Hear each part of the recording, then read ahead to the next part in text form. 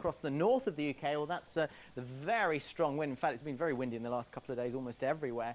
The strong wind has been blowing in heavy showers from the Norwegian Sea. In fact, but it's particularly across this northwestern quadrant of the UK where we've seen the squalliest of the showers. One area is just affecting Northern Ireland right now, and then we'll be swinging in to parts of Wales. So in the next few hours or so across the north of Wales, the weather's actually going to deteriorate. The winds will increase and the showers will increase in number as well. But on the other hand, once this band of rain is through Northern Ireland, the conditions will actually improve a little bit later on in the day.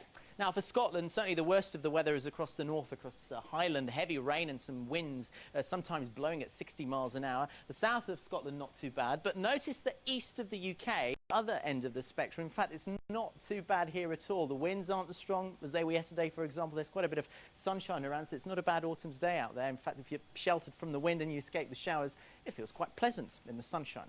Now, during the course of the late afternoon and as we get into the evening hours, the bad weather across the north of the UK will be in the process of moving eastwards, taking not just the showers but the strong winds with it as well. So gale force winds developing across the north of the UK while the winds slowly ease across this corner of the country here. Temperatures tonight will be anywhere between 4 degrees across Scotland to around about 7 or 8 degrees in the south. Now, early in the morning, as this bad weather moves towards eastern counties, there could even be a sprinkle of snow across Highland and Grampian for a time.